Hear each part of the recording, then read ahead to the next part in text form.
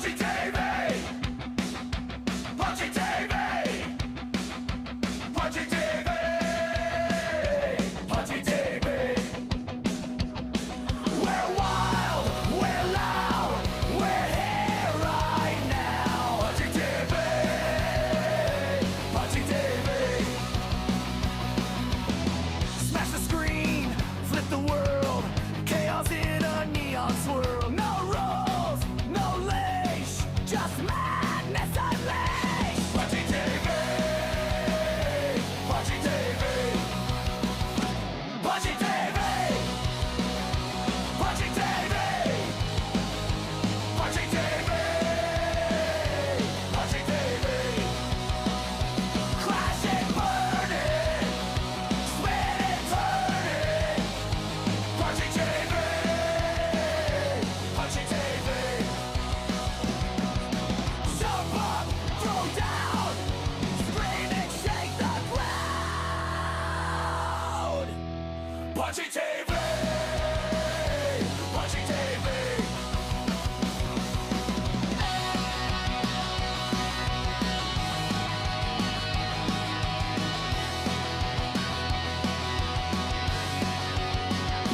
Punchie TV!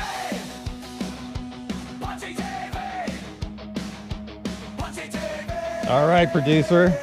Punchie TV! Punchie TV! Yeah, let's let it play out as much as possible. Punchie TV! Punchie TV! Punchy TV. Punchie TV! All right. Call in at 888-775-3773. Hi, folks. It's I'm here with James Hake of the Hake Report, and Hey. hey James, and you can leave us super chats at super chats or on YouTube on YouTube, or you can buy me a coffee at buymeacoffee.com/Punchy TV. And we're just gonna get right to it. Hopefully we got a few changes this week. And hopefully they work. Right, producer? Producer, just give me a high five here. All right. Let's see. First, we're going to get going here. First one is sneak peek at NASA's new powerful Nancy Grace Roman telescope. NASA is preparing to launch a telescope that produces an image so wide, Christopher Nolan may want to shoot his next movie on it. It's called the Nancy Grace Roman Telescope, named after the mother of the Hubble Space Telescope. But its capabilities are so much more robust than the OG. Over the Roman telescope's first 5 years, it will image more than 50 times as much as the Hubble covered in 3 decades. NASA says it will also work in tandem with the Webb telescope, launched back in 2021. While the Webb telescope sees farther back in time with higher resolution, Roman will capture images 50 times larger. And NASA says that will allow us to explore parts of the universe we've never seen before. What makes me most excited about Roman is the discovery potential. With 2 billion galaxies, we'll have 2,000 objects that are 1 in a million. We'll find new things that go bump in the night. And it's massive. We're talking about 18,000 pounds, roughly the size of a T-Rex. I was lucky enough to get a first-hand look at the Roman. Wow, 9 tons. 9 tons. What is sending that up? Telescope when it was at the Goddard Space Flight Center in Maryland just a few months ago. As for the telescope itself, boy, it's just going to be a game changer, revolutionizing, really blowing our minds about the universe. Because you know about Hubble, right? It launched in the early 1990s. The Nancy Grace Roman Telescope will have a field of vision 100 times greater than Hubble. So we're talking about getting a vision that scientists have never had.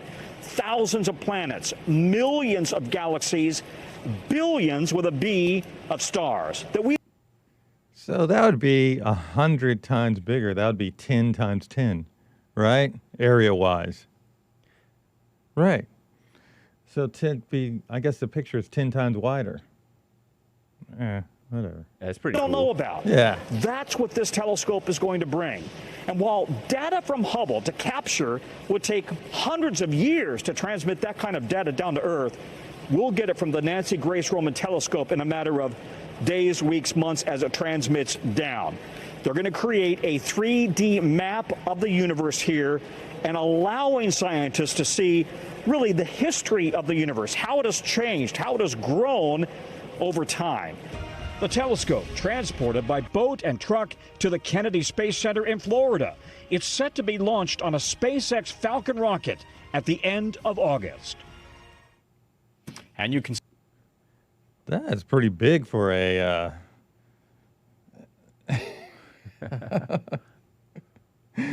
That's pretty big for a Falcon rocket. So a Falcon Falcon rocket Heavy. can take 18,000 pounds. Right.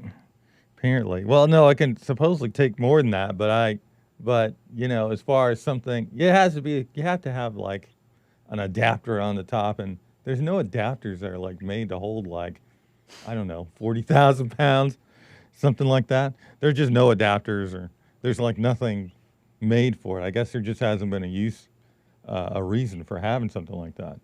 But supposedly it could do it, you know, but nothing's done it.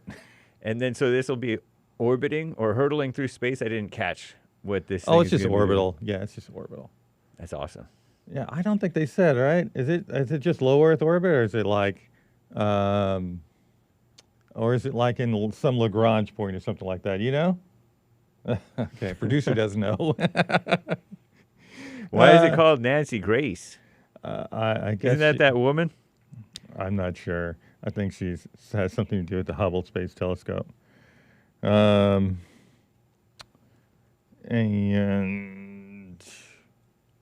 I think that's it with that. I don't know. It's cool. In honor of Dr. Nancy Grace Roman, Oh. 1925 to 2018, NASA's first chief astronomer, the mother of Hubble. You were right. Not to be confused, I guess, with the other Nancy Grace necessarily. The mother of Hubble. I was chuckling because there was a woman with an accent talking about how great this thing was going to be. Happy Men's History Month, y'all. Shout out. Okay. But Dr. Roman, So like the Edward Hubble? She's the mother of Edward Hubble, or what do you mean by it? no, this woman was literally NASA's first chief astronomer. Oh, okay. She was the mother of Hubble, but, oh yeah, she was known as the mother of Hubble, but she wasn't literally that Edward Hubble's mother. Right, just the mother of Hubble, the Space Telescope. Yeah. Oh, okay. Oh, that's her crown jewel, basically. Hubble, huh? All right.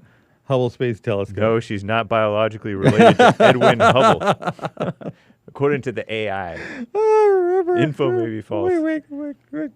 I don't even. Isn't Hubble like from way back? No. Hubble was the first guy who He proved galaxies. Yeah, he was the one who found Andromeda was actually a galaxy and not some. I don't know. They were thinking they were all of them were like clouds of gas and stuff up around that galaxies were not even galaxies before him. So they didn't know that stuff was like millions of light years away. Did they know that the Milky Way was a galaxy? I guess they kind of did know it was like it just didn't go in all directions, you know. It was kind of like a disc or something like that. I think they kind of knew Okay. where most of the stars were, you know, in certain directions. But they thought, basically they thought galaxies were nebulas. Oh. Yeah, they thought all the Okay. galaxies and stuff were out there were all nebulas. Yeah. You know, but far away. Interesting. Yeah, the universe got really big really quick with that finding. Anyway, let's move on. Next one, Fox News. NASA lays out 3-phase plan for moon base. Is heading back to the moon, and this time the goal isn't just to land, it's to stay. NASA says phase 1 of its 3-phase moon base plan is underway, laying the groundwork for astronauts to eventually live and work on the moon. NASA Administrator Jared Isaacman joins us now. Mr. Administrator, thank you so much for joining us. Great to see you. So I guess first off, just tell us, where are we right now in this quest to put people permanently on the moon? We're moving. We're moving very quickly at NASA right now. So Artemis 3, I mean, we all saw that incredible mission, Artemis 2, as those astronauts went around the moon. Artemis 3, the crew is already selected. We're already assembling the vehicle in preparation to launch that rocket in 2027. In parallel, like you see on the screen right now, we're building a moon base. We've awarded several contracts out to industry. They're making lots of landers, lots of rovers. We're going to use that to kind of scout out our location on the lunar South Pole. We call it kind of the science of survival. It's really hard to get back to the moon. We haven't been there in a long time. The environment is very challenging. We want to do a lot of landers, a lot of rovers, learn from this environment before we kind of set up permanent shop. But all of this is in motion. You're going to start seeing landers, uncrewed robotic landers on a near monthly cadence beginning in early 2027. Incredible. So obviously one of the advantages of actually putting a base on the moon is that it kind of lessens the commute time, I guess, for astronauts. You can actually go there, take one trip, go there. What does that mean in terms of using reusable rockets to get to the moon and back? Well, for sure. I mean, we looked at how transformational reusable rockets have been here, just meeting our low Earth orbit requirements. I mean, Falcon 9 was a total game changer right now. It helps support scientific missions in space, support the International Space Station, the crew and cargo that are still doing amazing work on the International Space Station for commercial potential. Well, we're going to leverage reusable rockets to build the moon base. Now, vehicles like Falcon 9, what ULA has, what Blue Origin is building, Rocket Lab, they're helpful for a lot of the initial infrastructure, but then you've got the heavy lift vehicles like what Starship is capable of doing, which is fully reusable, and the New Glenn rocket. All right. Yeah, they're building a bunch of stuff, folks.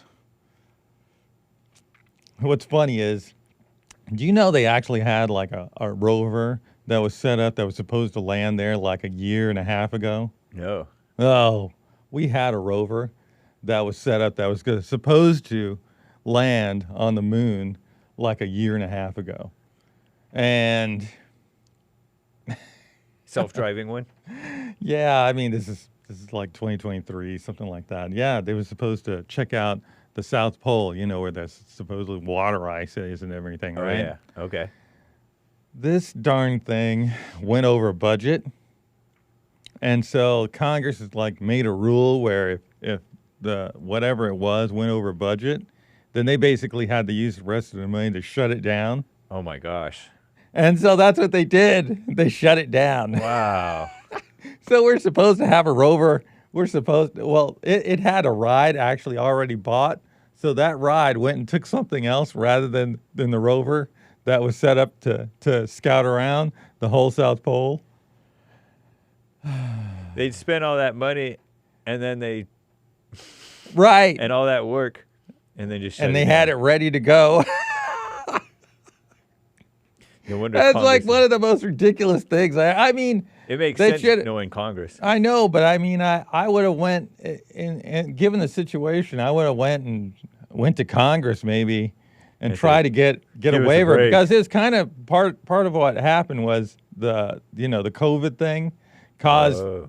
them to do some things that they wouldn't have done otherwise, and that someone made a mistake there and went over budget.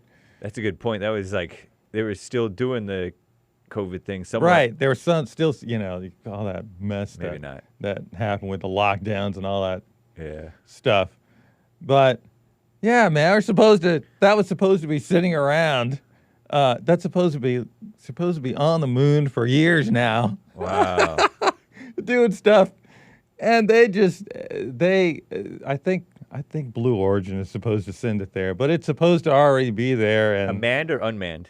It's unmanned. Okay, yeah. It's like the ones that they... Like the Mars one. Yeah, like the Mars ones that they have going around. So it's supposed to be on the moon, scouting around, doing its thing right now already. And it was stopped for that absolutely ridiculous reason. I would have, when I saw it, I was like, why don't they go and maybe even call a vote in Congress to see if they could get a waiver on this particular one. Yeah. Say, sorry, we made a mistake. See if they could get around it somehow, but I guess there's just no will to do it or whatever. I blame Biden.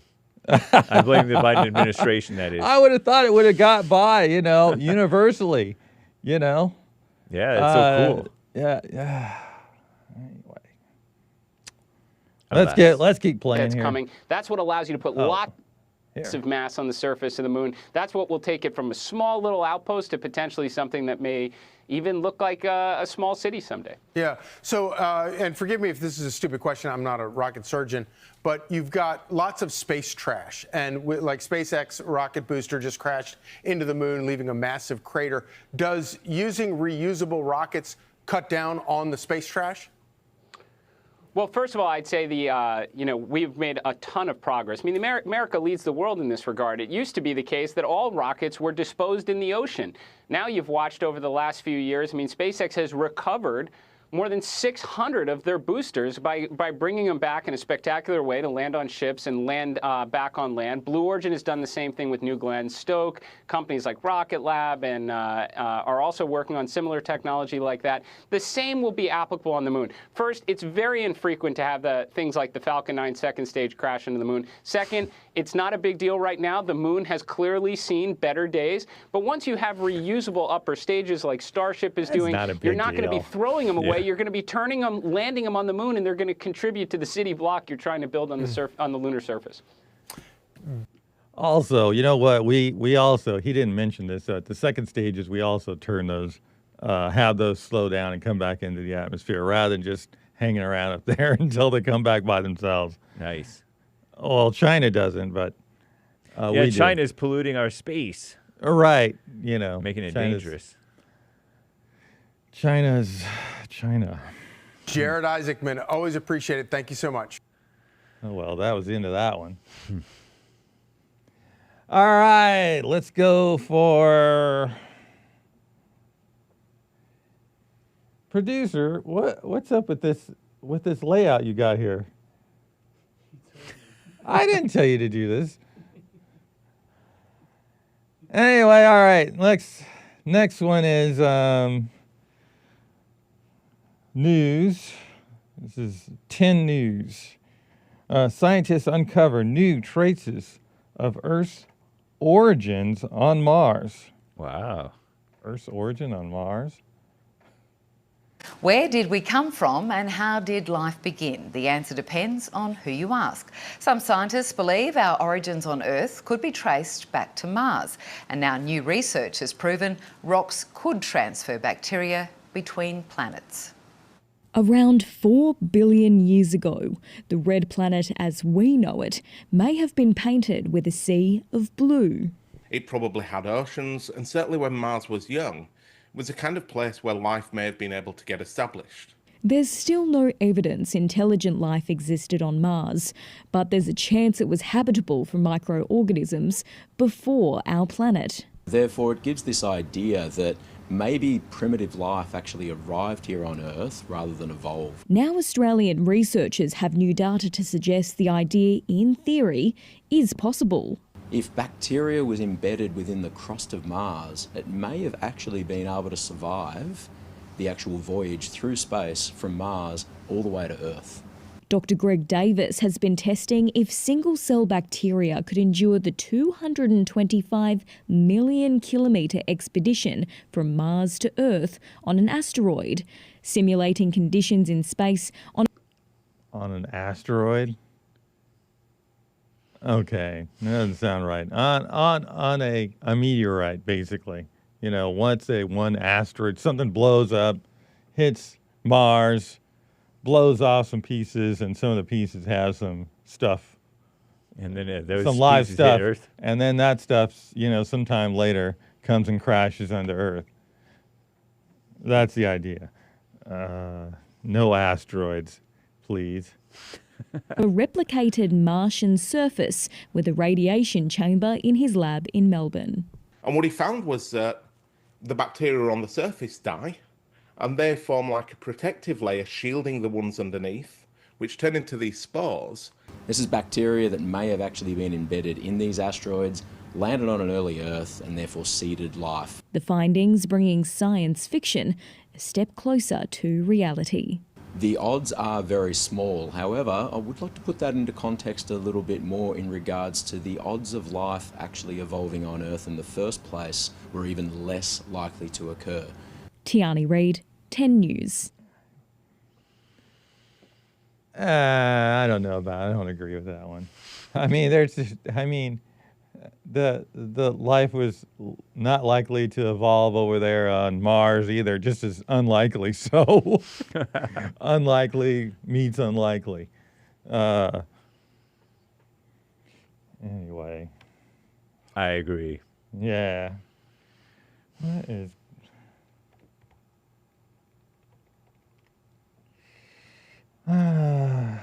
my computer doesn't do what it's supposed to do. Apple.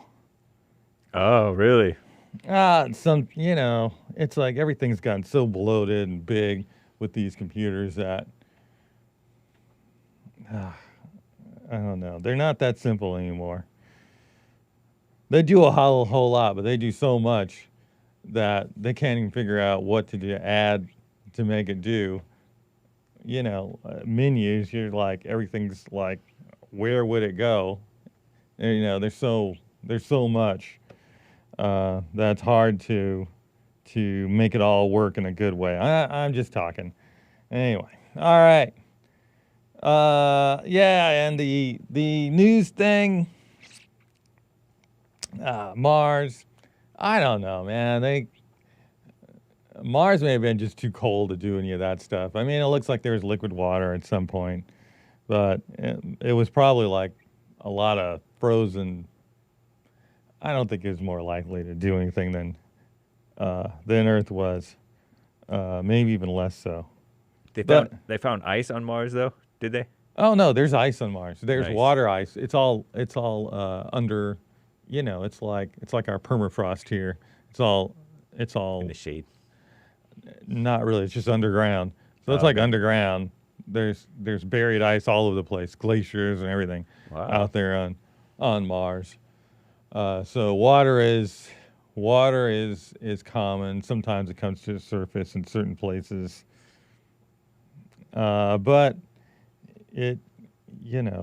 we're talking something 4 billion years ago, and apparently it had a magnetic field and it had a nice sized atmosphere and everything. It was different at that point. Whoa. And I guess the hypothesis is maybe Earth was really more hostile to life at that point, and Mars may have been more hospitable.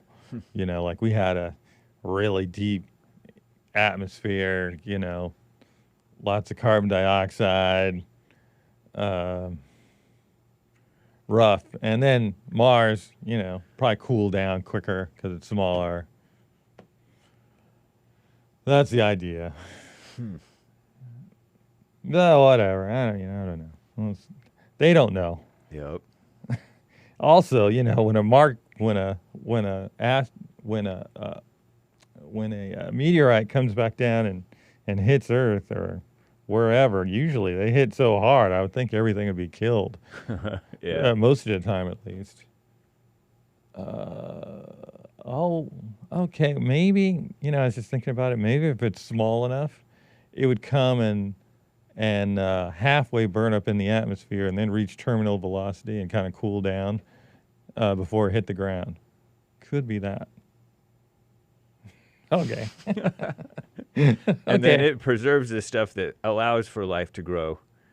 Maybe it kills a bunch of other stuff. Well, it would kill everything on the outside, but maybe right in the core, maybe some microbes would survive. Yeah, I think so. I think something like that. I don't understand how it comes up with life in the first place, though. Oh, they're, you know, there's a lot of stuff. It's true. Yeah, it just takes luck, you know. One in I don't know, one in a Googol or something. That's right. A Googol is like a million. How many what's? Oh, 100 zeros. One with 100 zeros. Okay. A Googol. A Googol. I can't remember how big that number is. I think it's absolutely something absolutely ridiculous. That's an absolutely ridiculous number. You know, it's like I don't know. It's like the number is bigger than all the grains of sand in the universe. It's absolutely ridiculous. Googol. All right. A mathematical term for the number 1 followed by 100 zeros. Ooh. Coined in 1920. Nice. Oof. Just think of just too big a number. I think, you know, I don't remember what it is. There's something about it. It's like the number. I don't remember. It was something like the number is bigger than all the molecules in the universe or something ridiculous. Yeah. No, I don't think it was that big. I could be wrong. I haven't been that all into it, you know, to be looking at it that quickly. I just remember it's an absolutely ridiculous number. Google years. Google years. What? Okay, this is from the Associated Press. We got, what will happen during August 2026 solar eclipse? There'll be an eclipse. Here in the UK, we're going to actually be very fortunate. We are seeing a partial eclipse, but it is a very strong partial, between 90 and 95%, depending on where you are in the UK. Oh, one of those dark sky days. Sunset. It is the golden hour eclipse, so it's going to be low on the western horizon. If you want to see the full eclipse, you need to get into the path of totality. And to get into the path of totality, you're going to need to go to places like Greenland, Iceland, and northern Spain. Those are the places where the moon's shadow will be at its darkest, and you'll get that absolute 100% coverage of the moon in front. Producer, when is this happening? 12th. The 12th? August 12th? Oh, cool. Front of the sun. Well, in order to see a total solar eclipse from the very same location more than once, you could be waiting over 200 years for that to happen. Partial eclipses can be slightly more common, but again, if we're talking about just from one particular country or one particular region of a country, you might get lucky. You might get a few partial eclipses in a decade. However, I mean, they can be very rare depending on where you are. I feel like I'm being blinded. You ever seen an eclipse? Yeah, multiple times. A full one or a? I forget. Oh, okay. A full one is like the whole sky turns black and you can look up at the sun and there's like, it looks weird, like dark. Yeah.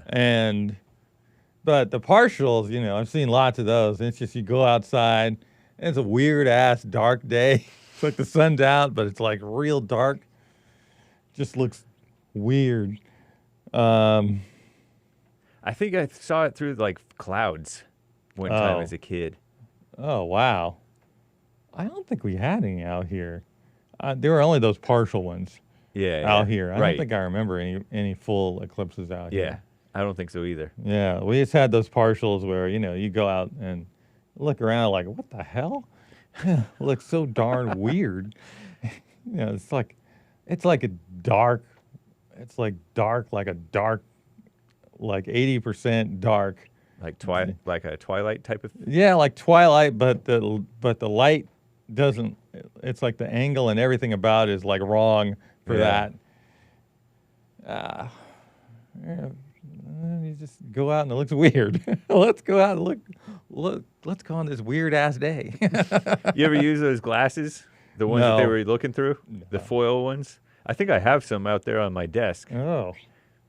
Foil ones? Oh. Yeah, you're looking through like, well, I don't. It's probably not foil. It's not foil. But it's something that you're looking through because basically like very, very, very, very strong sunglasses.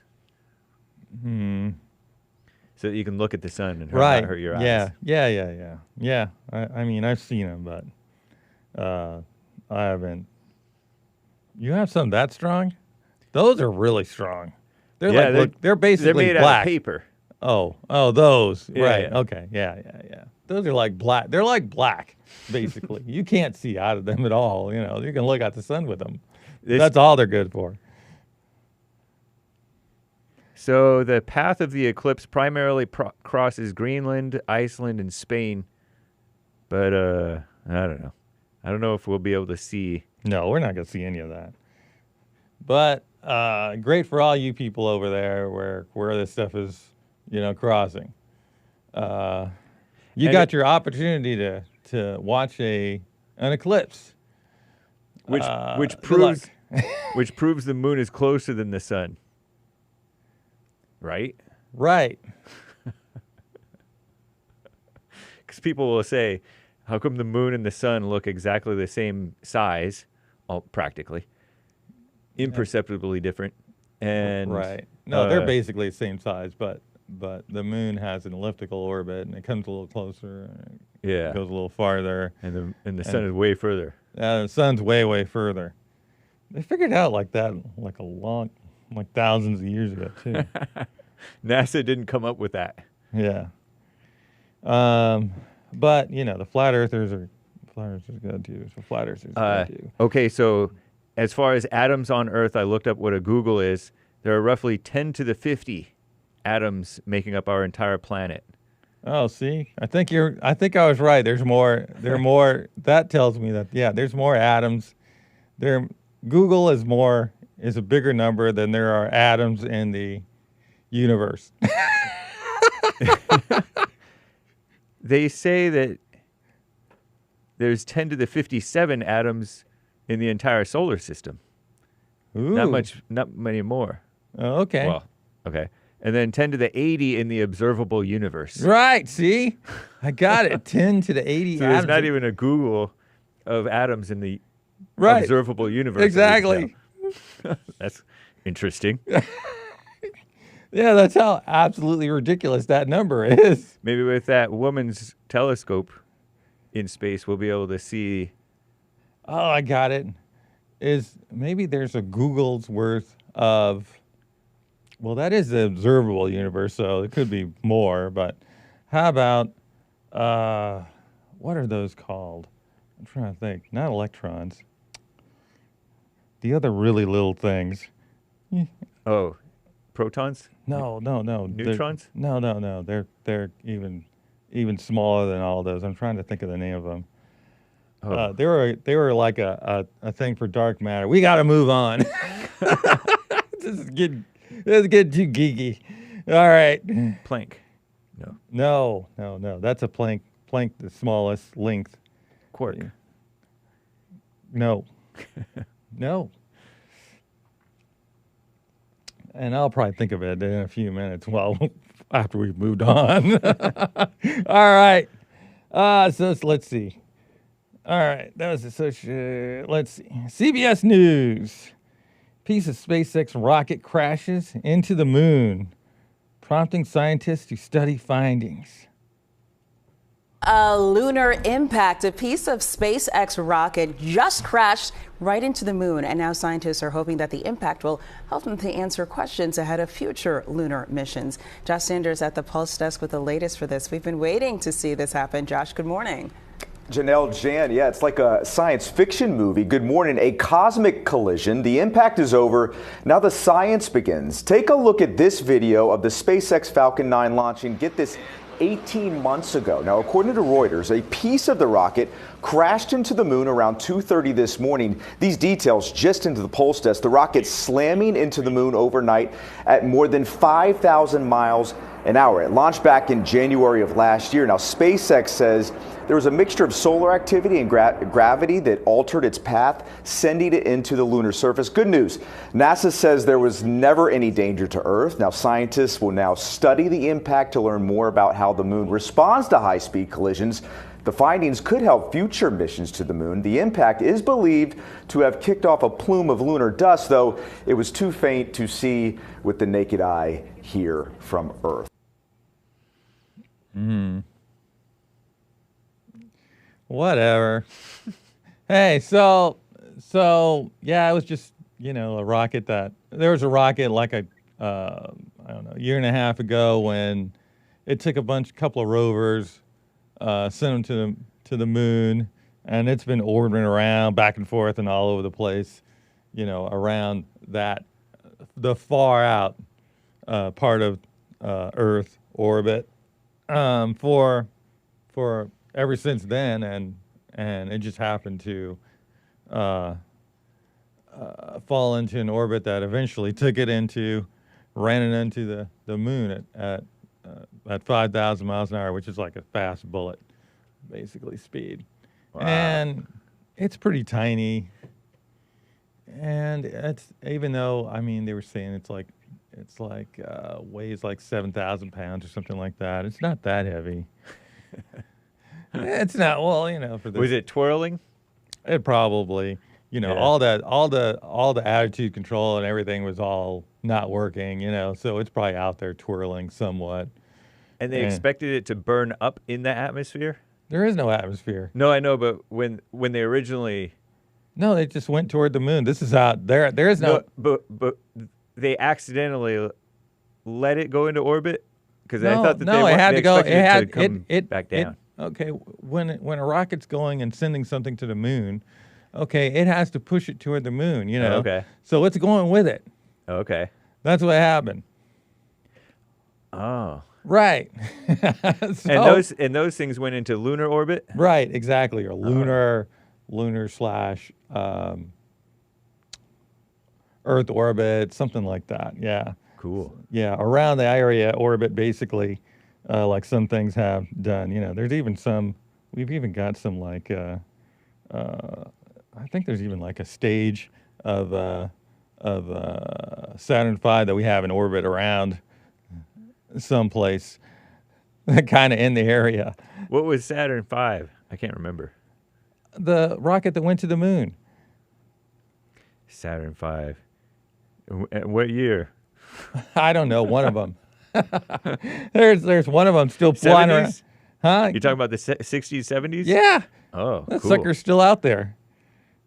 That's awesome. It is awesome. Man, they can go out and pick up at some point in the future, they might want to go up and pick up a museum piece. But these things are taking up space, so they're kind of like hazardous. There's nothing out there. I mean, okay. There's nothing out there, man. I mean, okay, yeah, there's a chance a bullet could hit another bullet out in orbit, but it's really not likely. But if I were like floating around, a speck going that fast would go right through me. Like a dust? Yeah. You do have to watch out. I mean, it's just the chances are just astronomically not. Right. No, you know, it's like it's very empty. Not Google low chances, but okay, but low enough. Not something for you to worry about. All right. Next.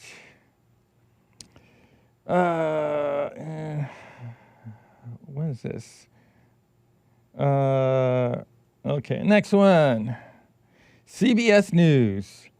SpaceX posts first earnings report since IPO. Elon Musk's SpaceX delivered its first earnings report since going public in mid-June. The stock price rose above $200 shortly after the company's IPO, but is now trading below its IPO price. So let's bring in Wall Street Journal reporter Becky Peterson for more on this. So Becky, let's talk about SpaceX. What did its earnings reveal today? You know, it was a pretty good report for SpaceX. It was their first ever as a public company, and their revenue was up 92% for the quarter to almost $8 billion. Now, that's a lot of revenue gains in one quarter, but they also lost $541 million. So they're spending a ton of money right now. So SpaceX shares, they've slumped since its blockbuster IPO. So what is the outlook for it? The shares have been up and down. The stock really shot up right after the IPO, and it's since lost about half of its value. And we saw, even though it gained some, even though the price went up today ahead of the earnings, it. Producer, what are you doing? We're jumping all for the audio podcast listeners. We're jumping all around. I think that's what we're commenting on. Right? I like empowered. I empowered. This is Bill, Mr. Engineer. I empowered the producer to do certain new things. He's having fun with it. Yeah, he's going wild out here. Covering up the woman, covering up her face. He like keeps moving. What's going on? All right, let's keep playing here. Lost most of those gains after the earnings report came out. A lot of Elon Musk's investors are just looking for a little bit of hope, a little bit of inspiration. It's hard to say how the stock is going to perform in the near term, but we do know that people are going to be able to sell insider shares this week, which is going to probably add to some of that volatility. And if it's anything like Tesla, Musk will be able to just say the word and get people excited again. Yeah, and did AI impact the earnings at all? They're spending so much money on AI right now. And that was a big portion of their CapEx expenditures that were disclosed. So they spent $18.4 billion building out new things this quarter. A lot of that is AI data centers. And as we saw with Google and Tesla in their earnings this quarter, Wall Street didn't really like how much money was being spent.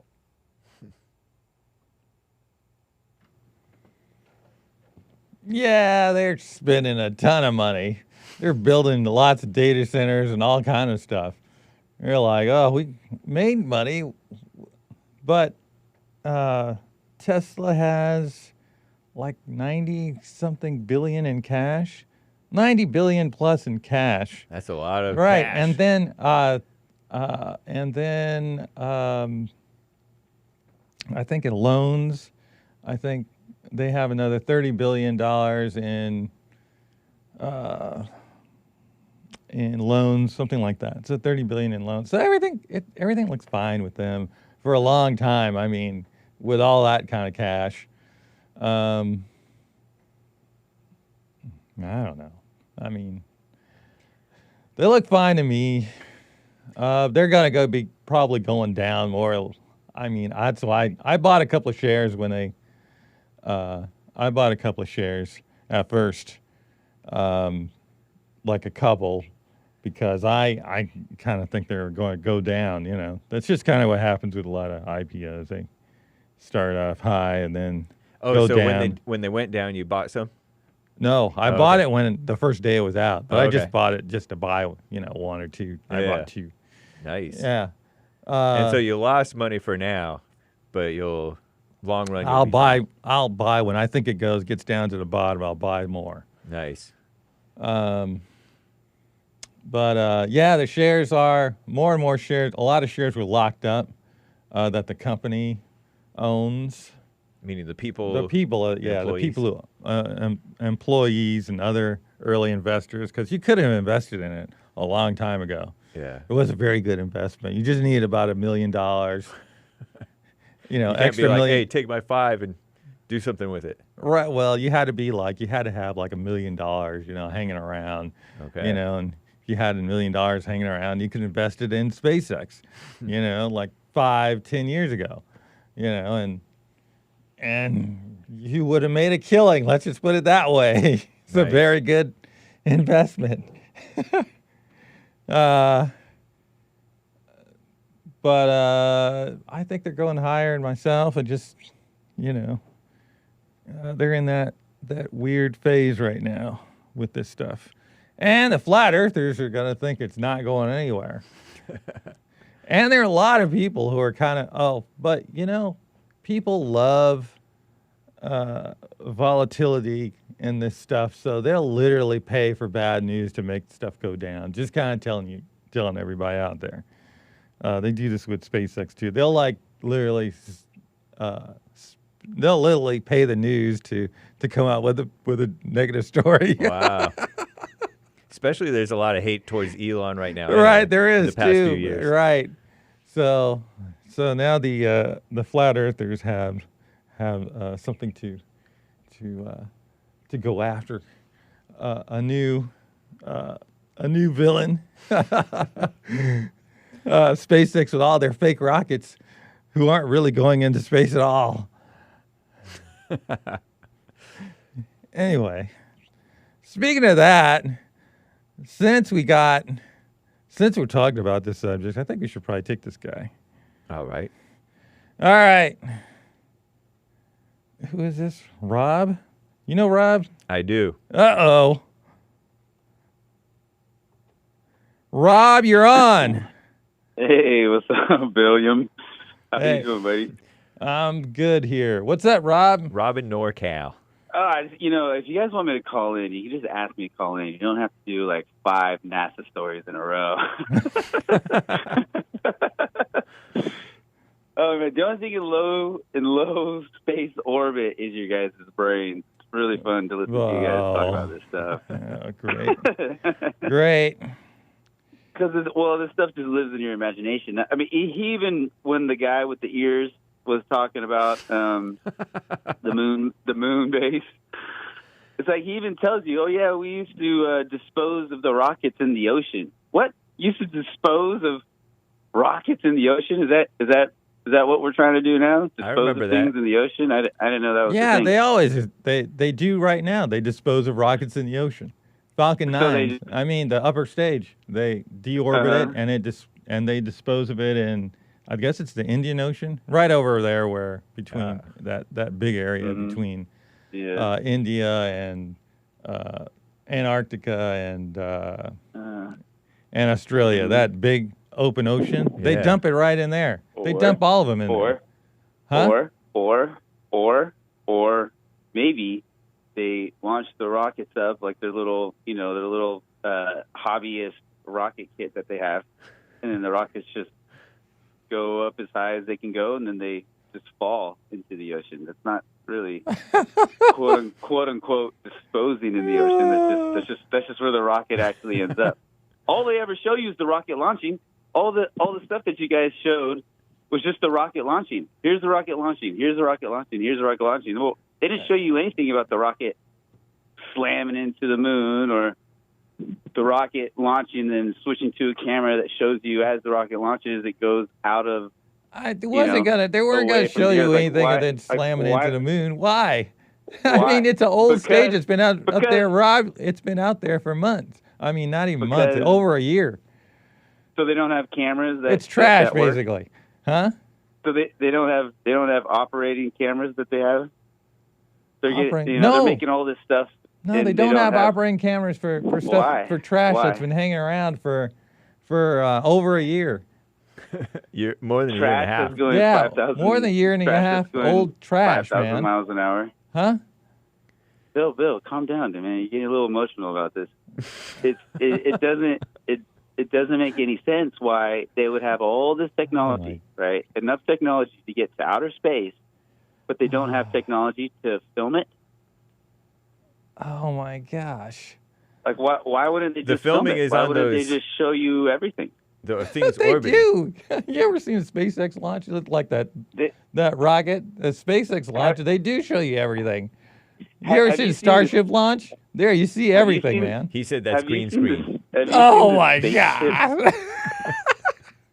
Have you seen the spaceship landing when they land on the rocket end of the rocket? Do you think that's real? What are you talking about? When it comes back down and it lowers. It belly flops. No, when it comes down and in like the chopsticks. Oh yeah, that was cool, wasn't it? That was cool, all right. I don't know if it was real, but it was cool. Oh my gosh, there's like a million people out there with cameras and everything. They're watching it, screaming like coming down like a bullet. The sky. Yeah, Scary fast. And then it stops and turns around. You know, they have better graphics in video games these days. But you don't know how it would look like in real life because we've never seen this stuff in real life. Exactly. Because it doesn't really happen in real life. But when it happens in real life, then it looks unusual because it is unusual. Mm-hmm. But why would you go through all the trouble and pain, develop technology for a rocket to land on its butt, and not go through any kind of wherewithal to put cameras on the whole thing to film the entire thing 360? They do. They did.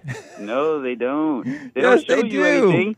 They just say that they do. No, they do. They have cameras on everything. No. They switch the cameras. They switch cameras around. They always switch. Yeah, switch they and switch do and switch switch cameras around, but they have it. Yeah, because they have all the camera views. Mm-hmm. Yeah, because part of it is in a big pool in Arizona in a green screen. Oh man! All that stuff that's that for they show training. you that they're building. All right, this guy's a lost cause. The swimming pool. I asked the AI, Rob, in NorCal. Okay. The swimming pool is for like anti-gravity training type stuff. Yeah. Well, it's anti-brain non-gravity. Right. You know, and to go back to your point, back to your a common glober debate point. That why would everybody be in on this? You know, there's a lot of the Russia, NASA China people that aren't in on the lying part. They're just so believers of everything. They're just gullible to it. You know, if I could invest, honestly, you guys were talking about investing earlier, and it's good to do a disclaimer, not as financial advice. But if I was to invest on or to do a futures market on how the moon base is not going to happen and the Mars base is not going to happen, I would be a millionaire. Easy. They would actually show you the real proof. They're not going to have any of that. That's all stories. Right. Those are all stories. Yeah. All right, we'll see. But it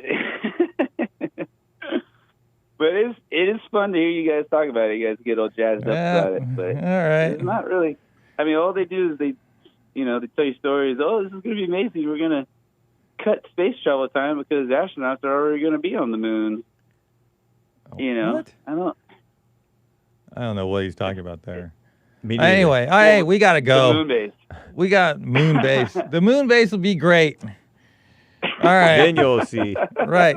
I know. All right, Like I've said before, some of you guys got to go up there, and then you got to see everything, and then you got to come back and say, yeah, it's real, and then they'll be called traitors by the rest of you.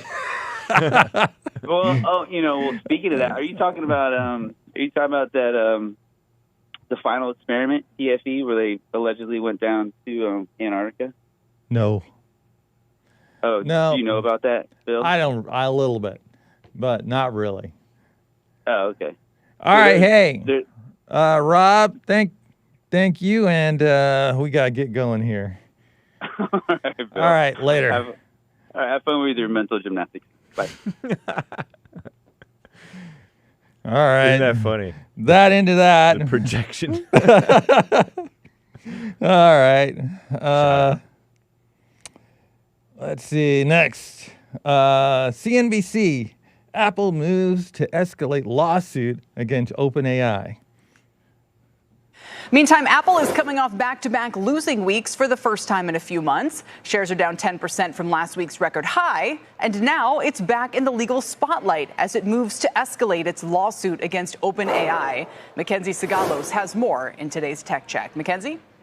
So, Kelly, this case is all about whether Apple's hardware advantage can follow its engineers out the door. That question getting a lot more urgent as Sam Altman and former Apple design chief Johnny Ive work toward OpenAI's first consumer device. Apple's now trying to accelerate its lawsuit against the startup, seeking records and device data within 30 days of a court order, followed by depositions from former employees and company representatives. Apple says their own independent probe into this is ongoing, really leaving that door open to adding more names to its suit.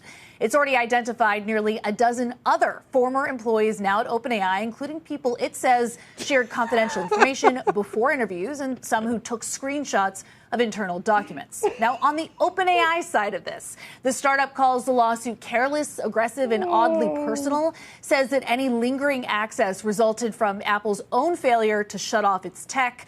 But its blog post does not directly deny that confidential files were downloaded or retained. There's still no formal response from OpenAI on the court docket either. The company has hired Quinn Emanuel to represent it alongside the individual defendants. That's the same firm that represented Samsung against Apple and won a unanimous Supreme Court ruling. Legal experts I've spoken with expect OpenAI to seek a full dismissal of this trade secret claims. Both those motions, though, Kelly, headed for an October 1st hearing. So that's for the preliminary injunction and expedited discovery. Okay. It sounds like Apple has been, well, OpenAI has been like literally poaching talent from Apple. Whoa. Yeah. Interesting. And then asking them for, asking about what they were doing exactly and asking how everything works. Wow. Looking at finding ways to look at what they're doing, And I think wasn't OpenAI used to do Apple's AI thing?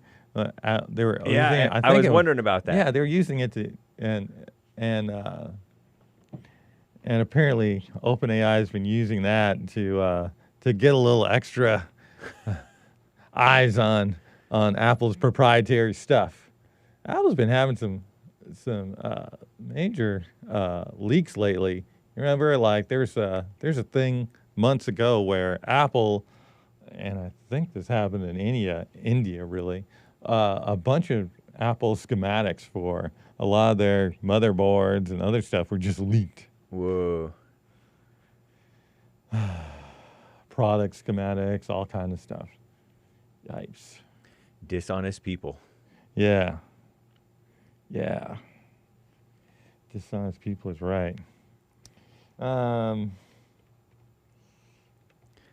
Feels like that might be kind of like the result of globalism anyway, though. Yeah, but yeah, it is part of globalism, part of it, that's for sure. You bring in these other cultures, right? And these other cultures have their own thing going on and how they think of things. Yep. Like China. Yeah. China loves to copy.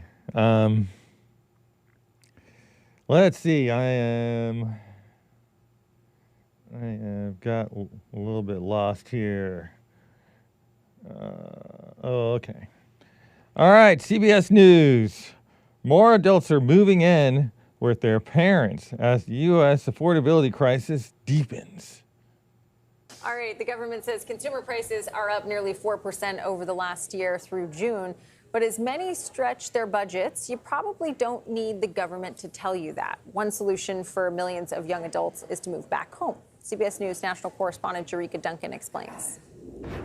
34-year-old Carly Goodrow appears to be in great shape physically, but financially, it's been a struggle. This one is just super relatable. The business coach and content creator has been documenting the ups and downs. I am 34 years old. I just moved back in with my parents for a few months with my 2 golden retrievers. So this is the room. This is the room. And then this is the workspace. This is my office. It looks terrible right now. When you think about what you imagined for your life at 34, was it this? No, definitely not. What are you doing? Before moving back home, Carly says she was living with her boyfriend in South Carolina on a $60,000 a year salary. But after they broke up, she couldn't afford to pay rent alone. To be able to afford that on top of like your student loans, a car payment, it's really hard to function off of anything, I believe, like less than $85K.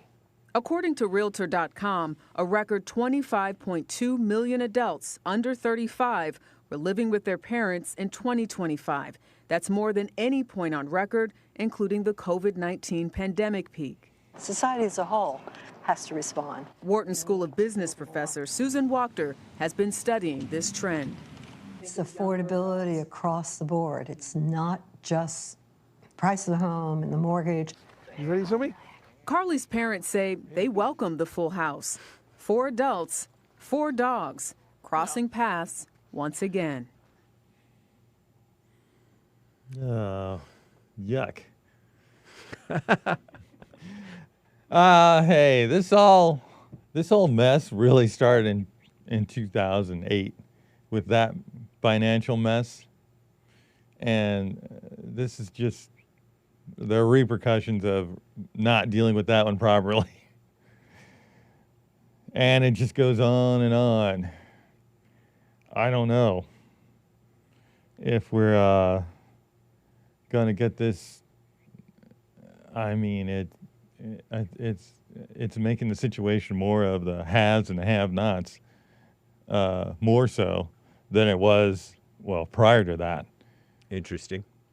2008 was the housing crisis.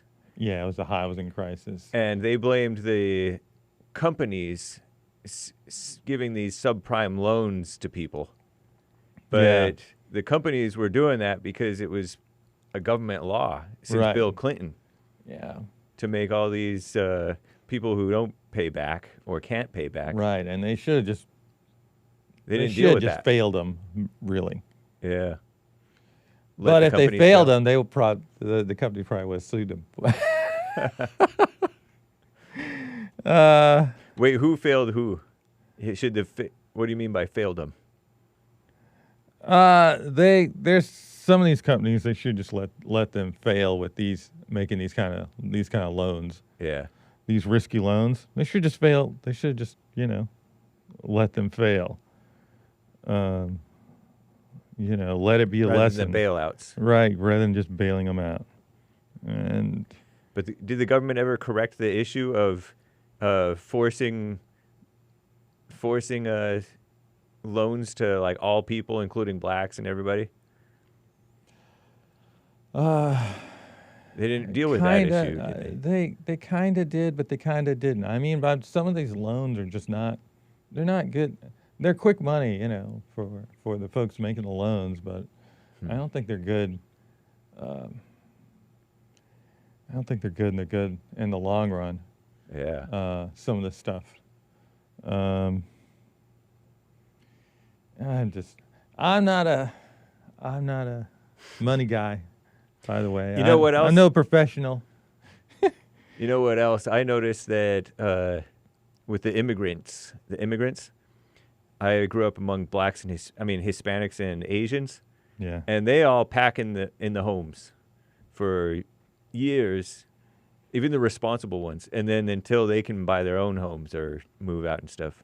But they'll be like adults living in the house multiple generations, like 3 generations or more. Uncles, Yikes. grandparents. Yep. Yeah. And so that culture is like spread to everybody. The whites who grew up amongst them. Well, you grew up with the Asian folks, and that's like more of a thing with them. Yeah. Yeah. And then they kind of help each other go and buy houses and stuff like that. Whereas, well, we do, but I don't think to the degree that they kind of stick together over there. Like in China, they really stick together. Family's all there is. Right. Really. And then the other thing is nobody else has got your back at all. True. But there was this brainwashing thing about everybody going to college. And they're like, you can stay, parents will be like, you can stay home as long as you're going to college. No. Or that type of thing. But then you go into debt, going into college. That woman mentioned the college debt that she had. Right. Yeah, the college nowadays is just not, the college has gotten more and more and more expensive over the years. And, they were handing out these, worthless degrees and talking people into, talking young people who are young and dumb Yeah. And to go in and taking those loans, they're all like, oh, everybody else is doing it, guys, it's fine, and they're just giving me this money. And then you get stuck with that loan. Oh my gosh. And it's not something where, you know, you can your credit, you know, like with a credit card, you know, what's it? You just get, if you don't pay it, you'll get bad credit. You'll get some collection agency trying to take your stuff, you know, but if you don't have anything or much, then after a while they just leave you alone, and after 7 years or so you can try to start to build your credit back up. Whoa. You know, and maybe do it again. I don't know if they'll go for it. Or just declare bankruptcy. Right, you just declare bankruptcy. Exactly. You declare bankruptcy. But with these student loans, there's none of that. This stuff just follows you till you're dead. That's like the worst. You better get a loan for some. Maybe you should be better off going and getting a loan from a bank or something. But they're not going to give you the money. Yeah, because college is not such the investment that it was supposed to be. I remember learning in college and maybe high school that you're not supposed to go to college to get a better job. You're not supposed to go to college to get a better job. That's the wrong mindset to have. Meaning, this college isn't necessarily going to pay for itself. Oh. But I think it, you know, depending on what it is you got, you know, a doctor or whatever. I mean, but even some of the doctor stuff, nurses or whatever, how much they're paying, it isn't worth it. Yeah. How many years, decades are they on the hook? Woo! I make hundreds of thousands of dollars a year, but I'm $500,000 in student loan debt. And your expenses are that much. Yeah, and your expenses are you gotta work your ass off basically to get to make all that back. And your expenses, like you said, are really high. It's kind of funny, people who have a lot of money have a whole lot of expenses. Yeah. It's like, I think I remember this guy years ago. He was making like, what was he making? This is in like the early 90s and apparently in the 80s. He's like a hotshot attorney, and he's like making $20,000 a month. Nice. All right, I know, right? But he couldn't save enough money to buy a Ducati. Oh, man. He's blowing it so fast. Oh, man. And $20,000 was a month is a lot back then. Yeah. These people, you know, they go and buy a house or whatever, and oh well, it is what it is. All right, let's move on. CBS News. Mutant rats becoming a problem in New York City. New York City and, I guess, other major cities. Let's hit it. The city's war against rats could be in trouble. Research showing that they are growing resistant to common poisons. Michael George spoke with scientists who discovered the so-called mutant rats. Ask any New Yorker, they've got a strong opinion about rats. I hate rats. I'm scared of them. But that fear may only grow when people learn New York and many other cities are now home to mutant rats. A Rutgers University study found the DNA of rats and mice is literally changing. The rodents are growing resistant to rat poison. It's a health concern. That's actually the main reason why we always have to keep an eye on the mice and the rats. Entomology professor Chong-Lu Wong and researcher Jinjia Yu conducted the study, trapping mice and rats in urban environments and testing them. Oh, wow. Bigger and smarter and more drug-resistant rats. That's something to look forward to. Found about 70% of mice and 35% of rats have the mutation. Which means these mice would less likely to be killed by eating the poison and will survive the treatment. And that means controlling rat populations will only get tougher. More than just pests, they also can spread allergens and disease. Rat poison was the most effective way to fight back. They've been using it for decades. Of course. They need to find something else. I don't know what to do, but yeah, something. The study's authors say while some less effective poisons can still be used, cities should explore alternative strategies. New York has reported success with a simple idea, requiring all trash be put in sealed bins. Everyone should be aware of these creatures and we need to put more efforts, try to manage them. In cities always changing, the rodents are adapting too. Michael George, CBS News, New York. Got any ideas for solutions? Have a heart traps. Oh. You heard about those? No, I like the other trap. The other one with the that has a little pin that goes and kills them. Yeah. And then resets itself. So it can kill the next one. Wow. Yeah, it's nice. You can kill 9 or 10 in a night. It's awesome. But you know, the real way to deal with it is, you know, I remember being in Israel. Okay. And there were cats all over the place.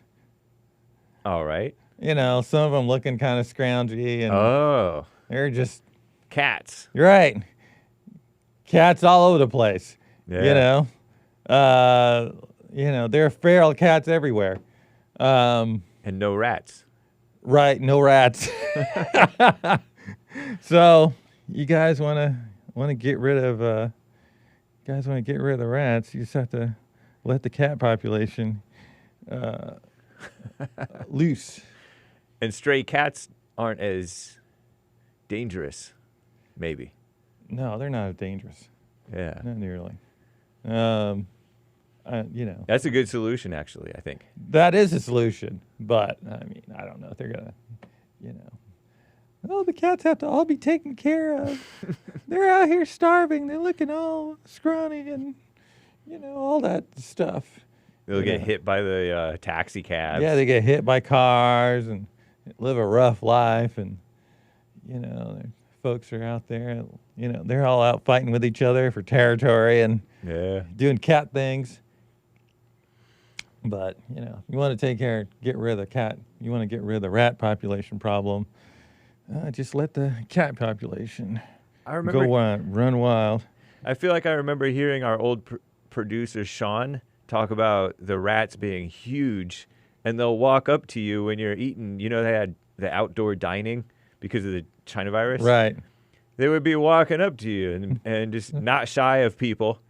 Not afraid you couldn't shoo them away. Let's see, they're trying to shoo the people away. With you for your food. And they're huge. Oh, they're huge, and they're trying to shoo you away. Yeah, leave the food there. What a mess. Oh man, New York and the rats. The rats that come up through the sewer too. You've heard of that stuff, right? Yeah. Yeah, rats come up through your toilet. I didn't hear that one. Hopefully you're not sitting on it. Anyway, just a thought. Too many people littering. They're bringing the type of people who litter.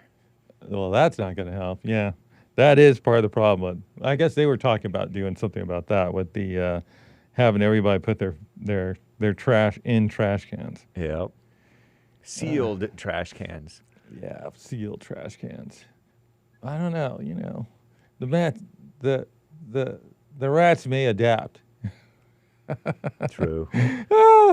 Find some rats. Rats will figure out how to open the trash cans. They'll jump on top and open it and go inside. Yep. Chew through the plastic. Chew through the plastic, and they'll teach their brethren the way. Rats. Rats. I'm going to move on. Let's see. Kens 5, Kens 5. Bigfoot sighting in rural Connecticut. Deemed credible by researchers dedicated to studying creature. Yeah, whatever. That's what I say. We've been hearing this all right, this one, you got to hear. A Bigfoot sighting in rural Connecticut on July 5th is now deemed credible by a research organization. Someone said that they saw him, but neighbors say they're not so sure. The sighting happened on the morning of July 5th near the state's largest forest. The Bigfoot Field Researchers Organization is dedicated to documenting credible encounters with the creature. So they say the eyewitness account was so descriptive, the researchers gave it their highest level of credibility. Resident Richard Fedor has lived in Volcano, Connecticut for 30 years. Every once in a while, if it's really quiet and still, you'll hear like a branch pop in the distance. You know, it makes you wonder, oh, what's walking around back there? And he said the woods where Bigfoot was spotted has 26,000 acres and is a mix of thick, dense trees. It has several water sources as well. And he says if Bigfoot is in Connecticut, this just might be the most likely location.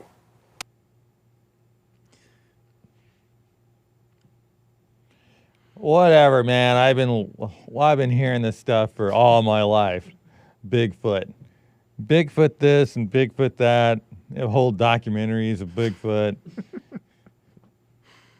And no one's got a picture of him. I mean, there's like one picture, maybe, supposedly Bigfoot. Did you see that one with the one walking? Right. Okay. That's been around all my life. Right. That's the only one they got. There's like more people running around than ever. True.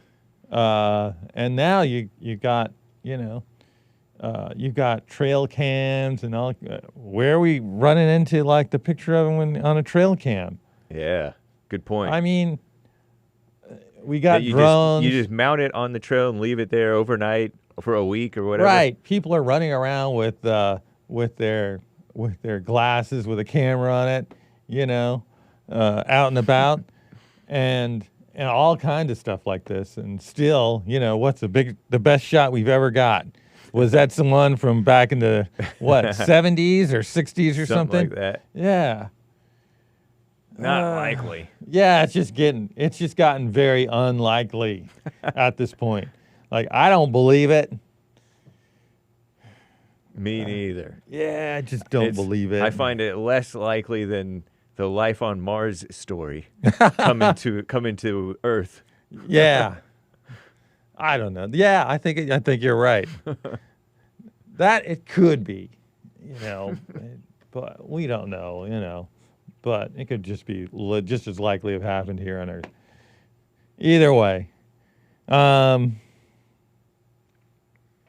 right, let's go Did to you the hear next my one. Bigfoot call?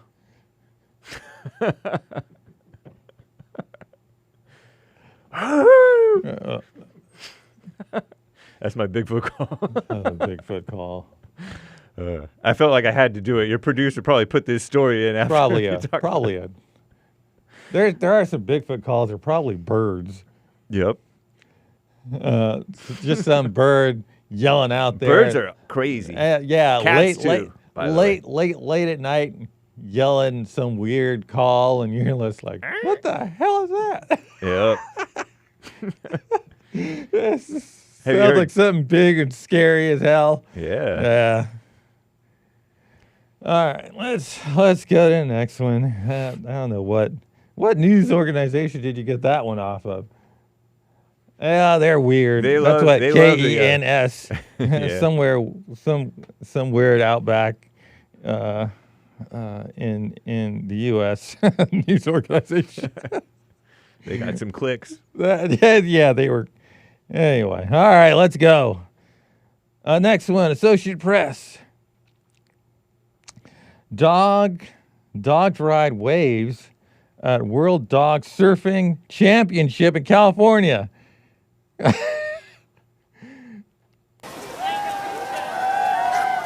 are in Pacifica, California, at Lindemar Beach, and we are at the World Dog Surf Championships. What this is a whole bunch of dogs around the world, around different states compete. So judging goes based on fashion, how long the dog has been on the wave, any tricks that the dog does, how many waves the dog has caught. Oh my God. He's got a persona to him. Wow. He is the smallest dog that surfs and the only miniature pinscher that surfs in the entire world. I took him to the beach. I took my surfboard. I'm like, I'll do a couple of little photos. He doesn't get off. He didn't want to get off. And then I walk over to the beach and I put him on a wave and he surfed it. And then I'm like, okay, there's a surf competition. I'm going to enter him. He was 4 months old and he took 3rd place. So we've been surfing since we got hooked.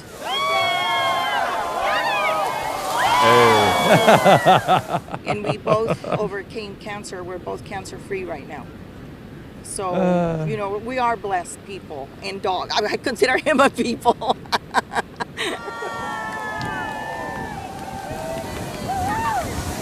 You know, it's fun. Everybody's having a good time. The dogs are having a good time. And it's just a fun thing to do. So I think a lot of people just really enjoy watching it.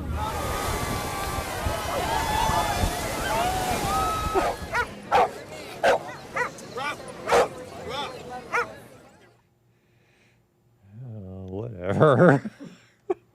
Animals steal the show. People like watching animals. I do. Okay. To a point. Yeah, hopefully the dogs are having fun. Yeah. I don't know if they were quite sure they were having fun or not. Looking know. at some of those pictures. Yeah, look. Okay. Okay, I just have to stand up here. I know. They look maybe cold and wet or something. I don't know. Not sure. That's true. It's the Pacific Ocean. Yeah. The Pacific Ocean. Okay. Surfing dogs, producer. All right, let's go. Next one is not if, but when. Major California earthquake is inevitable. Uh-oh. It is an ever-present threat looming over Southern California, the next big one. Scientists agree we are due for a massive earthquake along the San Andreas Fault. They just don't know when, but as Maribel Gonzalez reports, a new study suggests it may be coming sooner rather than later. It is the longest fault in California and therefore capable of the biggest earthquakes. This simulation depicts Southern California's worst-case earthquake, a massive magnitude 7.8 rupture along the San Andreas Fault, nearly 2 minutes of shaking. Experts say hundreds could die, along with billions of dollars in damage. Seismologist Dr. Lucy Jones helped develop this scientific scenario in 2008. We know how it'll happen. We know what the shaking will be, and that's what these models showing that if we run these, this is the best science put together. There were 2 minutes into the earthquake, and we're still having really strong shaking in downtown. This simulated earthquake rivals the powerful quake that struck Venezuela in June, highlighting their devastating impact. It's the same type of what's called a transform fault. It began west of Caracas and then ruptured towards Caracas, therefore helping focus energy into the heavily populated areas. We think that'll happen here as well. The problem is, unlike a weather event, an earthquake remains unpredictable. It could go another 100 years. It could be tomorrow. It could be, next minute. But a new study warns the risk of a significant earthquake in California could be greater than previously believed, with even more widespread damage. What we've found now is that those That was an exaggeration, by the way. Was that? Yeah, that waving? Yeah. I was like, whoa, it's really Yeah, gonna move that stuff? that'd be a level 11. But this is a 10, right? Huh? A 10 is a big one. Is a 10? Oh, a 9 is a big one. Okay. But Well, I whatever. mean, the big one is a 9 or a 10. A 9 is huge. Yeah. 9 is like as big as we've ever gotten. 9 something. 9. I don't know. I remember one of them, like, literally went on for 10 minutes. Whoa. It was up. Just apparently, it just kept on shaking for like 10 minutes or something like that. And that was a 9. Just so you know, folks, the bad ones are something else. Let's keep going. and they're actually in some places the highest that we've seen in all of these 1,000 years. Researchers say a significant earthquake at Cajon Pass, where the San Andreas and San Jacinto faults meet, could cripple infrastructure across We'd all be several dead. The aqueducts actually cross the San Andreas Fault. And if, something happens, you might not have water for a while. California has long braced for the impact, implementing mandatory retrofits of buildings and updates to building codes. But Dr. Jones is concerned that may not be enough. We underestimate the social disruption and the economic disruption. We are so focused on our fear of dying that we forget to be afraid of being bankrupted. For now, experts urge being prepared, retrofitting your own home. Then when you push sideways, it can come right down. Right now, I'm just going to go in and put on some extra shear wall. Now, when I push sideways, it doesn't go down, it doesn't collapse. Storing emergency supplies and having a communication plan in the event of a disaster is key. And when the big one strikes, if you use those few seconds to get under a strong table, you now can at least get dug back out. We say drop, cover, hold on, and it really is the safest thing to do. You know what? Well, a couple of things. If, I heard there's a chance if the earthquake up in Washington, the big one that's supposed to go off in Washington, the 9.0, and basically level everything and send tsunamis across the Pacific to Hawaii and Japan and what else? I didn't know Washington State is supposed to send one to us, to everybody. Well, I'm saying a tsunami, but I'm just not talking about the tsunami. But apparently that one, when it goes off, like every, I don't know, maybe 1 in 6 times or something like that. I can't remember what it was, but it can send the San Andreas one off also. So they all go off at the same time. Wow. Oh, man. And she's saying hundreds killed. I kind of think if it's a 7.8 earthquake, I think there'll be more than hundreds killed. I mean, what do you think? I have no idea. I mean, I'm looking at this building. All right. We're building all these high rises across Pico Boulevard. Those people who are tearing down these smaller buildings and building those high buildings. Yeah. And those are wood frame buildings, and they have some steel framing, and then they have some steel framing, and they have some wood frame. A lot of wood framing. They have kind of like both of them, mostly wood framing, but with some steel framing inside. I don't know how all that will. Supposedly it should do okay. We'll see. Yeah. And then I think the steel frame buildings are the best, just because they're strong and flexible at the same time. The concrete ones, reinforced concrete, of course. Yeah. We got some there like that, but that's not all that often they really do that. But whatever. I've been hearing about the big one since the first one that I experienced at like 6 years old. I've been hearing about the big one all of my life. Yeah. They're like, the big one's coming. Yeah, and they've been talking about the big one coming within 25 years. And then it's been more than 25 years. But I don't want to say years ago. I don't want to be like, it's never going to come. Oh, it's gonna come. It's just, yeah. But I feel like this lady wants to scare everybody, so she seems important, so she gets more money. You think so? I don't know. It might be. She gets coverage. You know how women like to worry. Well, they've always been wanting to scare somebody. It's like, yeah. It's like we scare everybody. Maybe they'll take some action. I mean, she was also saying that water pipes might burst. Yeah, that's a good point. I feel like, or maybe some of the main water supply could be damaged, so they would be at least weeks before they're able to fix that. That'd be terrible. Right. And then you have we have a lot of wood structures, so I guess we'd have more likely to have we'd have a chance of having some big fires. Yeah. Having after something like that. Because the pipes would get damaged. Looting. Looting. I don't know. I think everybody's gonna be stuck at home for the most part. So, yeah, we could have fires. We could have all kind of mess that comes out of it. And people nowadays aren't very neighborly. They don't hardly know their neighbors. Yeah. They don't like them or trust them. Yeah, we don't know our neighbors anymore. Yeah. We have our buddies across the city or someplace. Across the country. Across the country. We got another person across the street. Come save across us, the chat. hall. Yeah, across the hall. I don't know them. You know, I don't know. I have much to say about that. It is. It's just what it is. Thanks for the scares. Yeah. Thanks for thanks for the scares. But yeah, if it something to keep keep in mind is if the one up in Washington goes off, it may all go off. Brace yourself. It Get may under all this go table. off.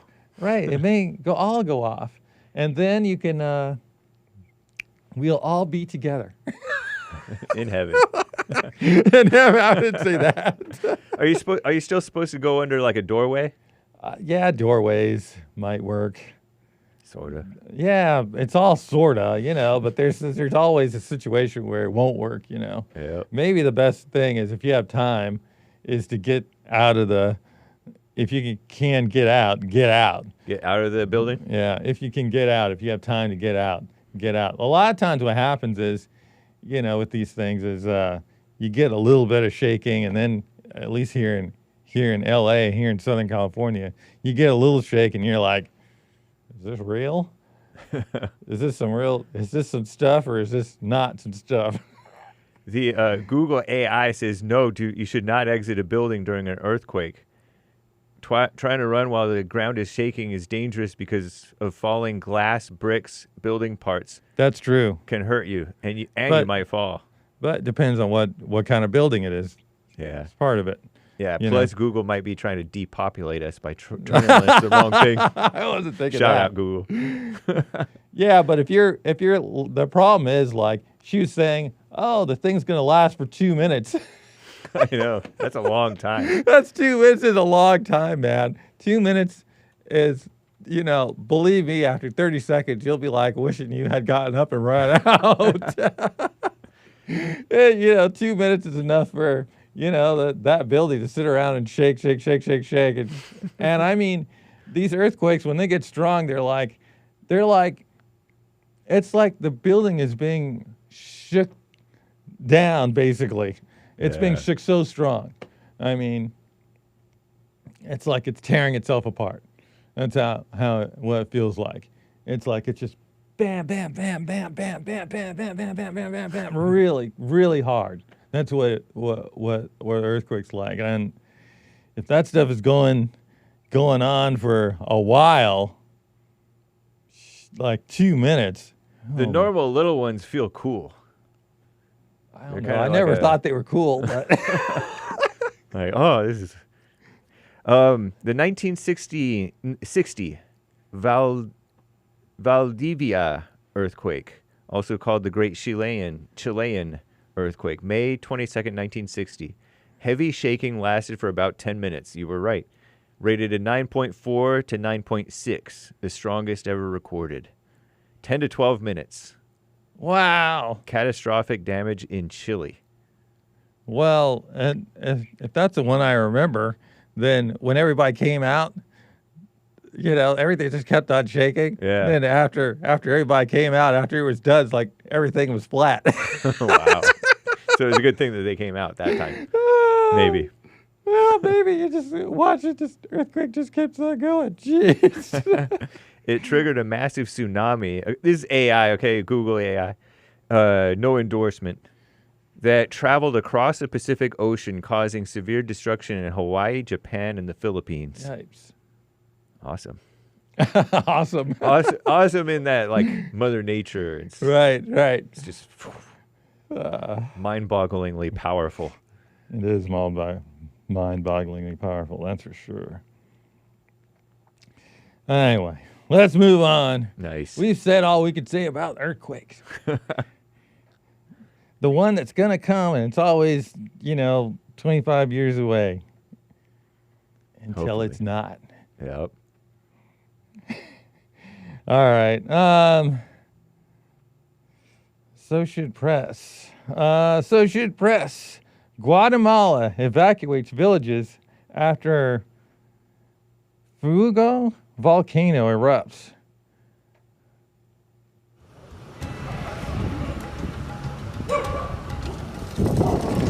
Ooh.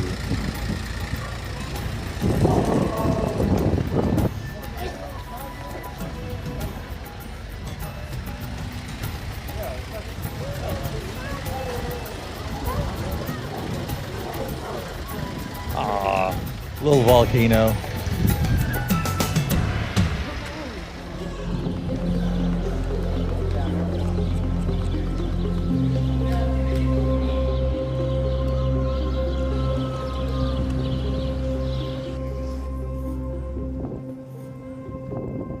It's a good-looking volcano. Yeah. Handsome. That's crazy.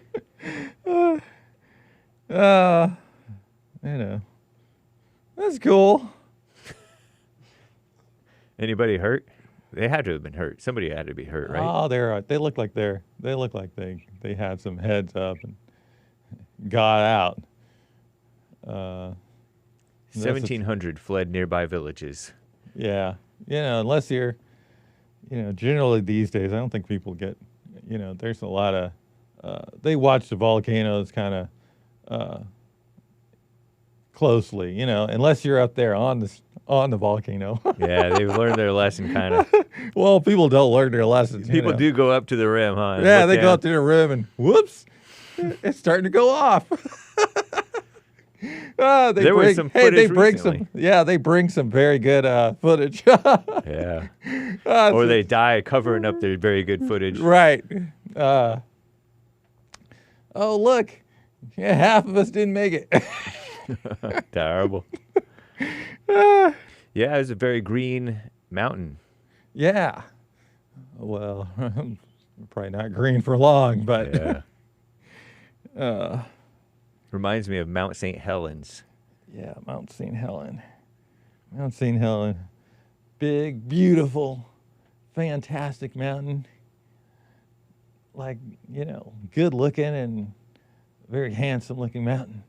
And then one day, boom. Its face blew off. Yeah, it blew its face off. So crazy. The crater leveled everything, made everything a moonscape around it. Oh, man. Killed a bunch of people. I guess they're like people that are literally, I guess they just got buried and they just leave them there. Wow. They're like buried under like 100 feet of, or 200 feet or something like that of ash, something like that, literally. Man, that's deep. Yeah, literally deep.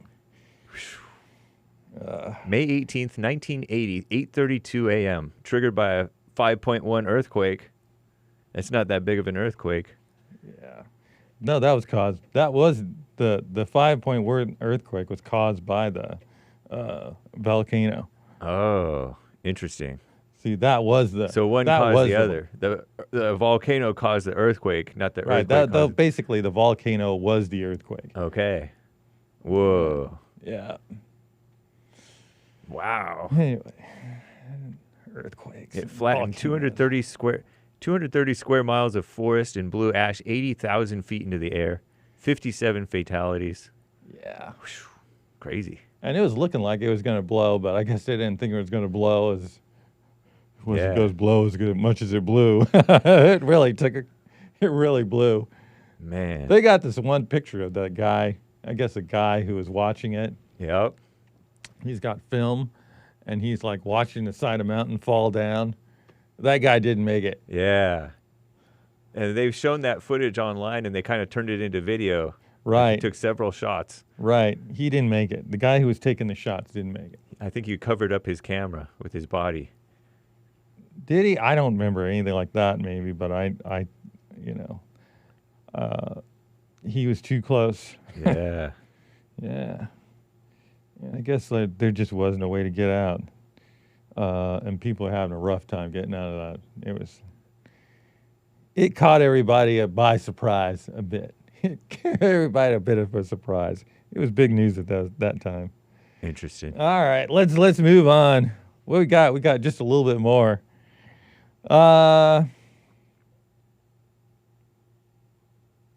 Let's see. Associated Press. No, not Associated. Inside Edition. Drought conditions reveal woolly mammoth skeleton. The remains of a woolly mammoth are being recovered from the banks of the Danube River in Bulgaria, as low water levels reveal things long buried in the river mud. Mammoths, related to modern-day elephants, once roamed the European continent. They walked the earth as recently as 7,000 years ago, and they're aptly named, as this museum curator told reporters. The animal was enormous, standing nearly 5 meters tall and weighing more than 7 to 8 tons. So far, paleontologists have recovered the lower jaw, tusks, a shoulder blade, and ribs from the mammoth. They hope to find the rest of its skeleton still underground. They have to be careful. The bones have been well preserved by being encased in airless conditions. But now that they're being exposed to the surface elements, they're quite fragile. Once the bones have been retrieved, the hope is for them to go on display at a nearby history. All right. It's awesome. And it's real? Yeah, it reminds me of, like the equivalent of, when one of our rivers gets real low and suddenly you're finding all the trash. Or bodies. Old cars. Right, yeah. Old bodies in Las Vegas. Yep. Human remains. All that stuff. Wow. It's all there. Let's see. Next one. And I guess.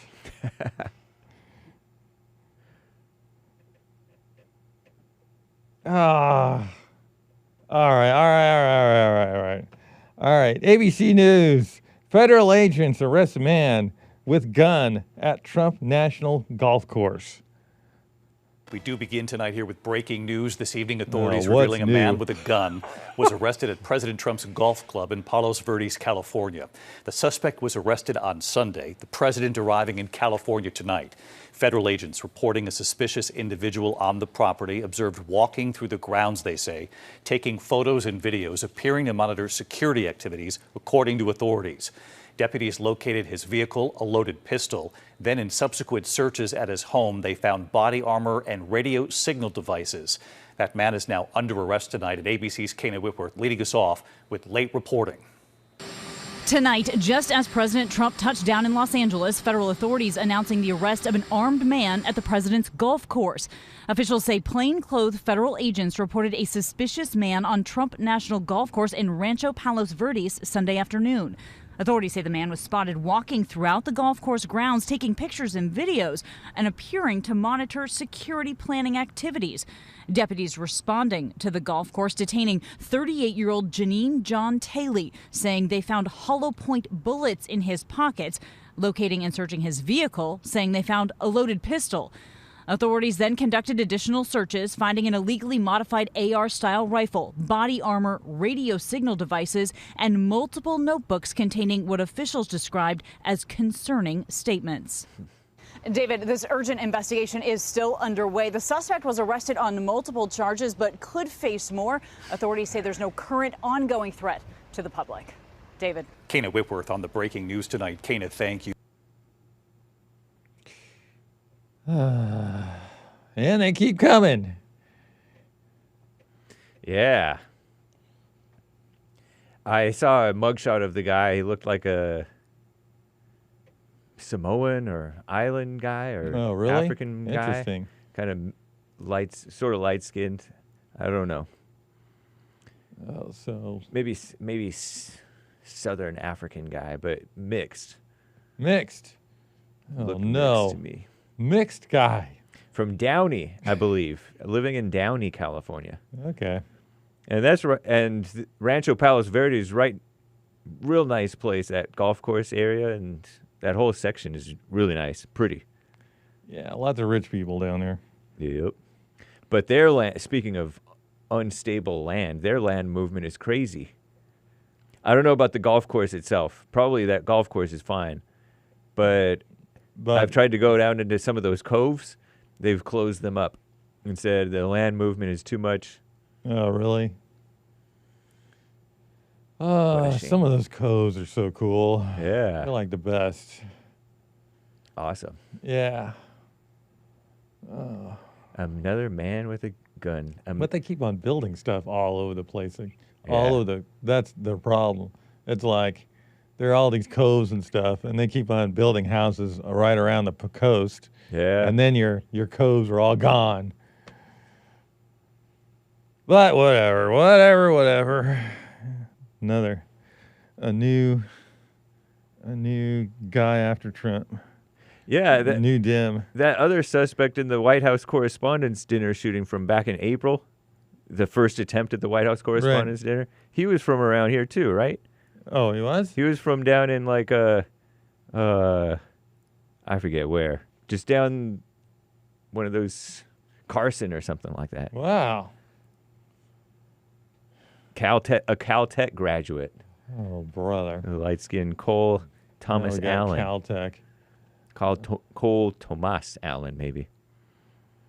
I 31. wonder, is that related to academia, kind of? Mechanical engineering. And, well, I just had a teacher. I remember one of my teachers was a guy who used to work up at Caltech. Yeah.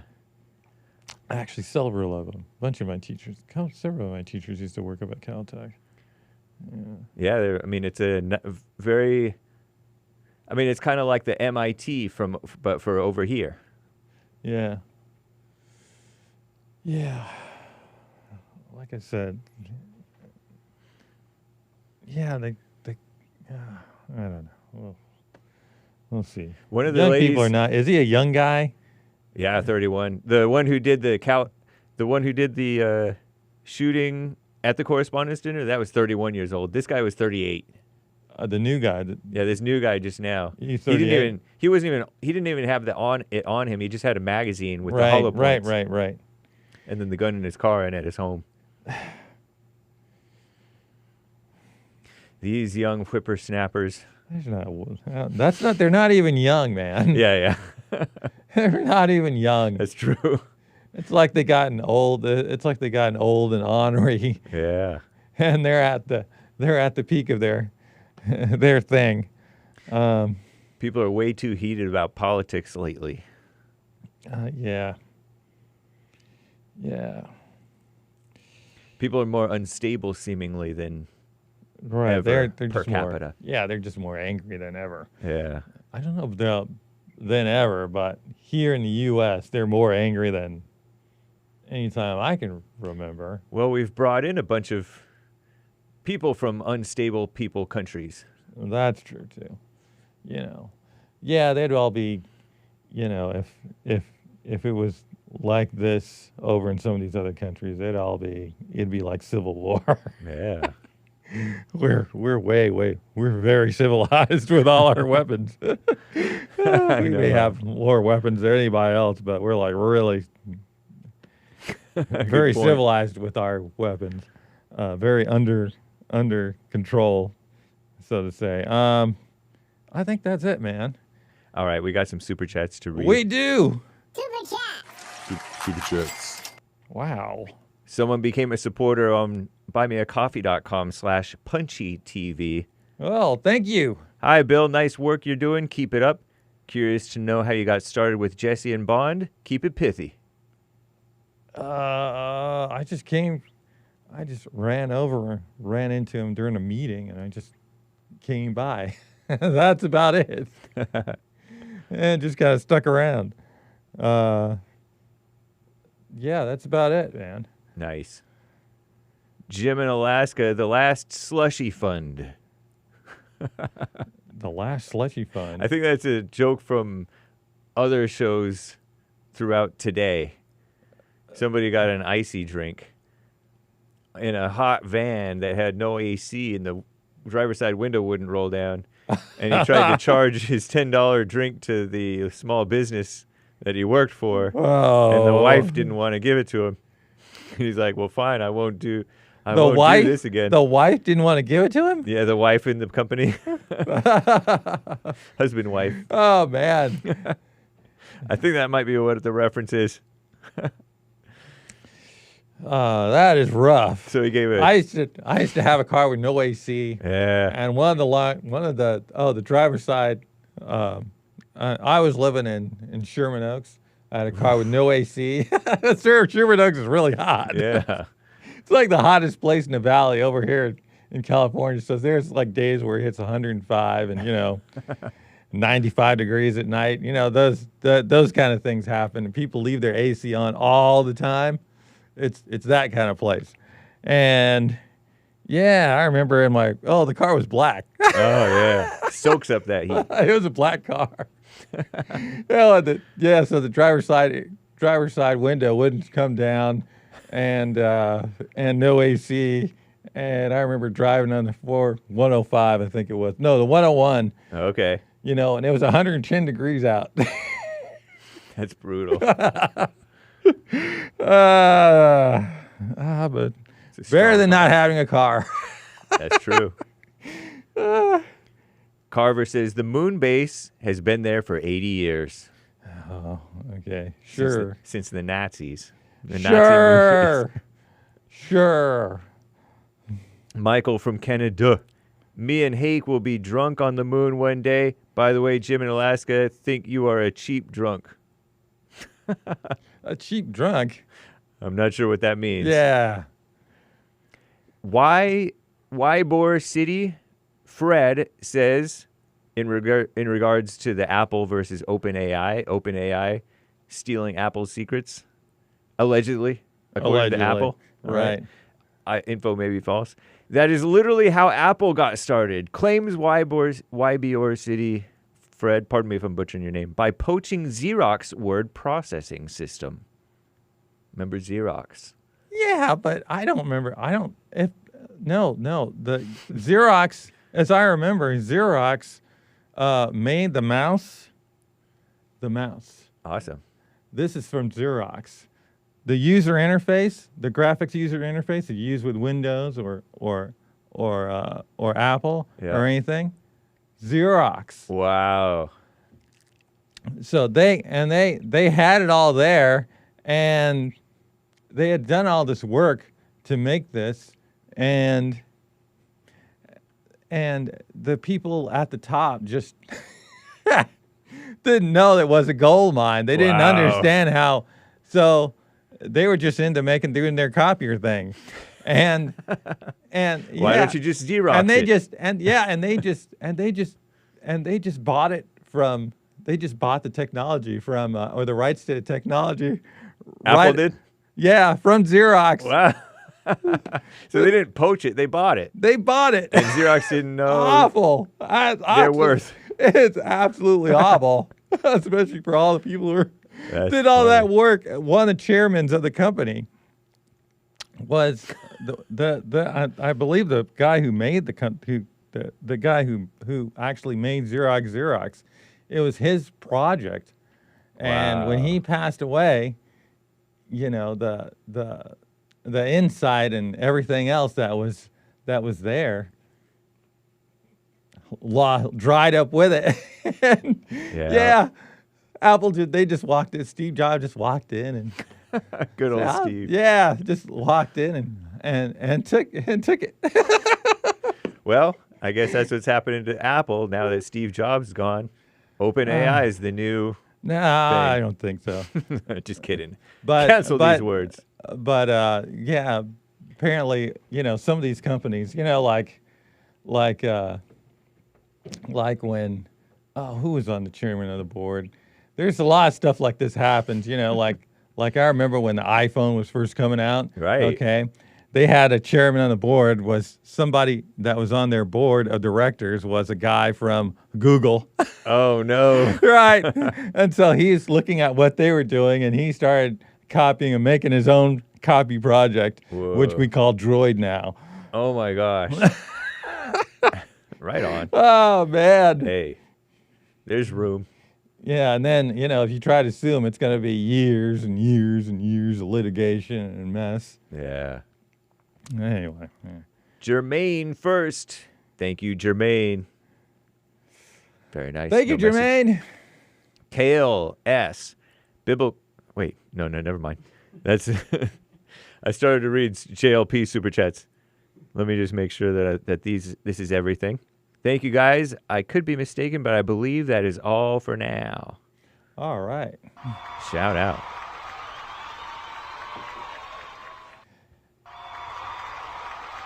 That was an error.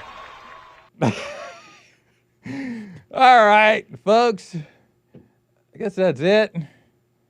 Have a nice evening. Thank you for hanging around and listening to Punchie TV today. Thank you, James, for coming on. Thank you. And thank you, producer.